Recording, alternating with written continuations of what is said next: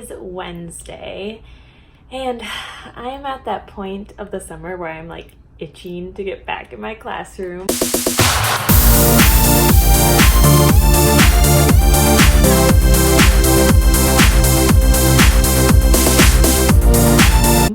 We don't start school till September 3rd, so I have tons of time.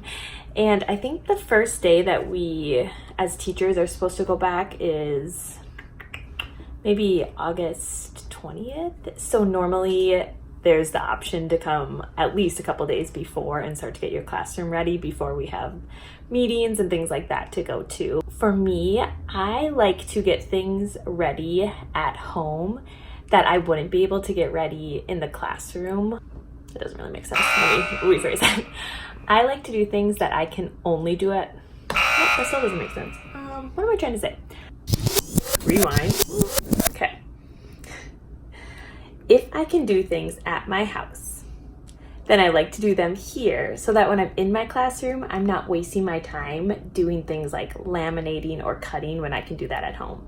That's what I meant to say. So I've just been prepping some things here that I know I can do. I recently bought a bundle of different classroom decor, and I really got it for the classroom library, but I thought like my schedule cards could have a little touch up and things like that. So I got that from Polka Dots Please. And so I've been laminating those, cutting those, and kind of getting that all settled. And then any books that I bought this summer, I've been starting to label those and seeing how that will work as well. Whew, my arms are so sore. I do Sculpt at Core Power Yoga, and we've been biking there as well. And then I also did a couple 2-a-day workouts, so my arm is like, I can barely hold this up.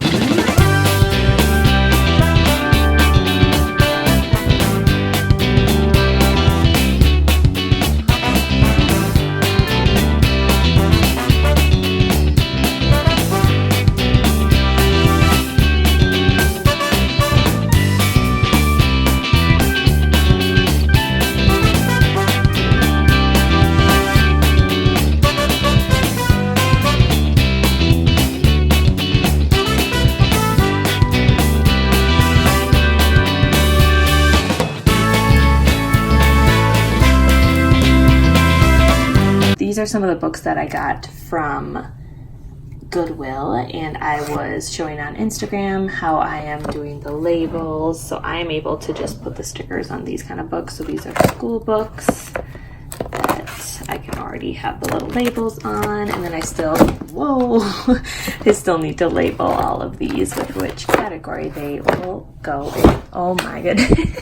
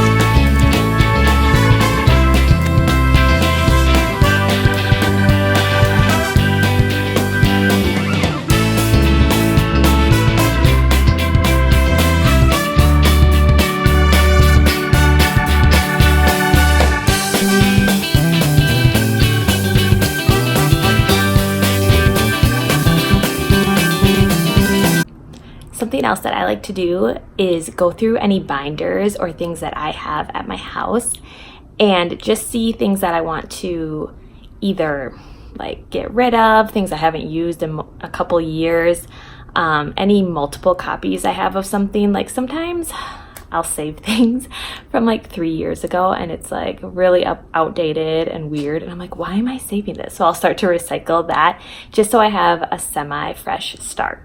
You guys, yikes, take a look at this. Oh my gosh, I mean, it is organized in here, but it looks like I just threw it all back in once I was done using it. So I have to go through this and just make sure it is all organized and ready to roll for September.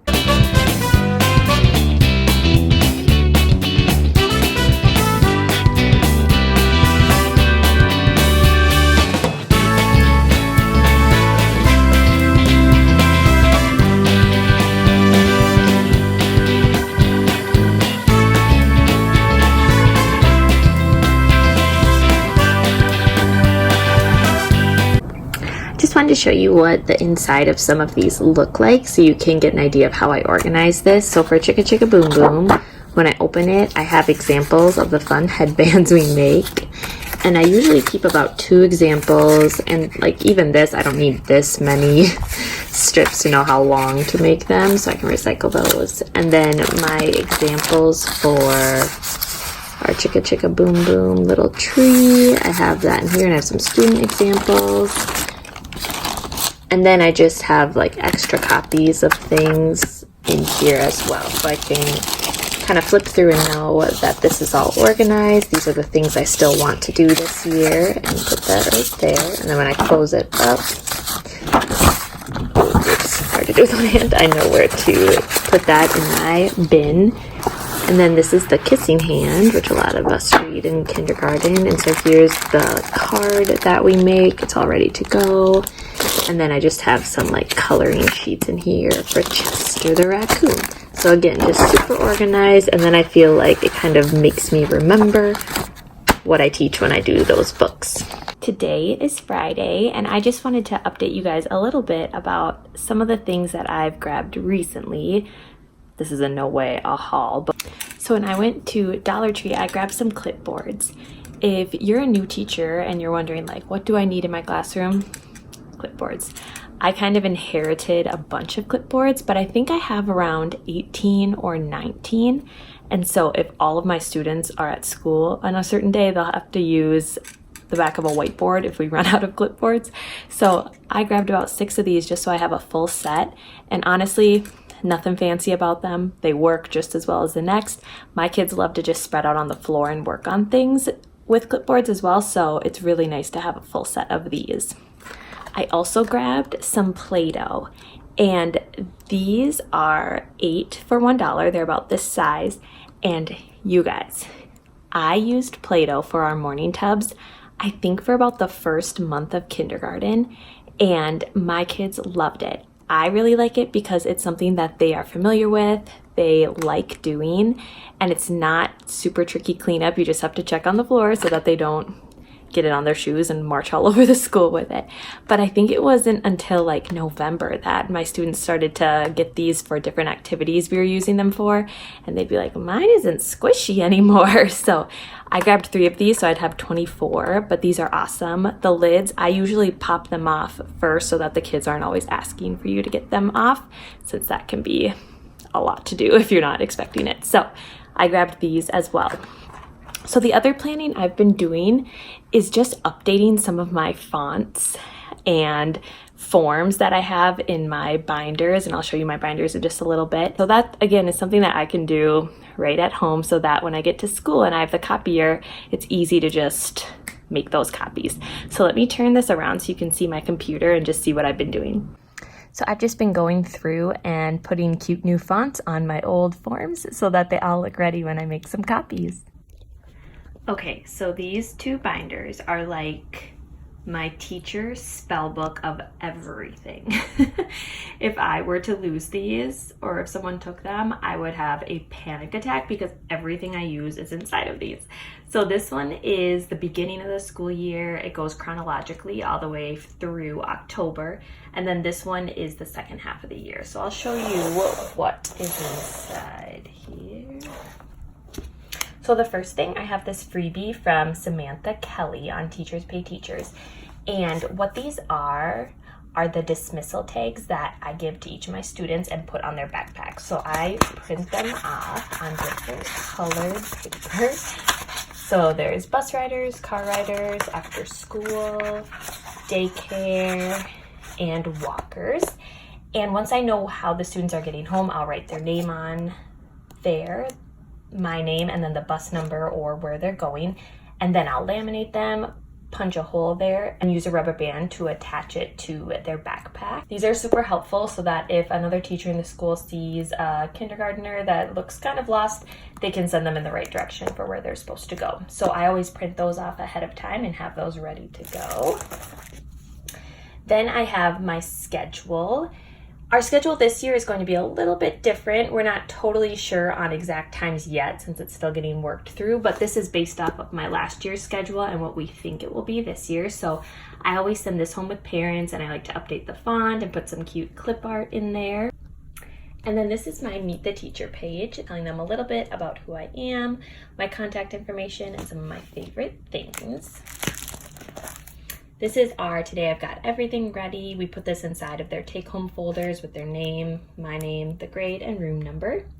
Here's our transportation form, and I always send this home at open house, but I'm thinking since we're not having open house this year that I'm going to need to kind of revamp this to give during assessments so that I can make sure I know how their child is getting home on the first day of school. And then I always include a welcome letter, and this has all of our most frequently asked kindergarten questions. So it talks about how to go home at the end of the day, snacks and water, gym shoes, not wearing tie shoes if they can't tie yet, lunch and recess, our beach towel for quiet time, birthdays, our take-home folder. So it just has some general information. And then here's the background information that we gather about families, and on the back there's a questionnaire about the students and social emotional questions. This is what I like to print on some bright paper, so I actually am probably going to do that pretty soon, and then I put that up where our student work typically is. Then at open house I usually have a sign up for our fall harvest party, winter party, and Valentine's party, but I'm going to have to switch that since that will be a little bit different. Then I also include just to this part for students to practice if they're having the hot lunch to practice their 4-digit code. And then this is for me, it's our special K of the week, so I make enough copies for every student. Here's the letter that I send home. And then once I know my class, I will start to divide the year and put students down for different weeks. And then our birthday journal, I make one for every student as well. We have mystery readers, so I have this handout for them when they sign up, and here's our sign up page. Again, that's something that normally I have at open house, but I'm going to need to email that out in a different way this year. Then I have our September calendar. This is in my TPT store. It's an editable file for the whole year, and you can type right into the boxes. And we usually do a craft that goes on top on a big piece of construction paper for each month, which is really fun. So on here, I'll turn it this way, I put some birthdays when I know student birthdays, important dates. Over here, as the year goes on, I'll have some sight words and things we're learning. And then day to day, I'll put when we have gym class, when we have music, art, any special events or things like that. And then this goes right into our conferences, some of the forms that I put in there, and things like that. So this really goes in order of school. And then this next book, it would start in November, so it has our Thanksgiving feast. This is the form I give them. It would have our 50th day information, the winter party. So yeah, this just goes through our entire school year as well. So I hope you found a couple helpful tips to prep while you're still at home before you get into your classroom. If you have any other ways that you like to prep when you are at home, please put them in the comments below and I'd love to connect with you. And then make sure you subscribe so you can stay tuned with all of the kindergarten fun that is to come. See you guys next time.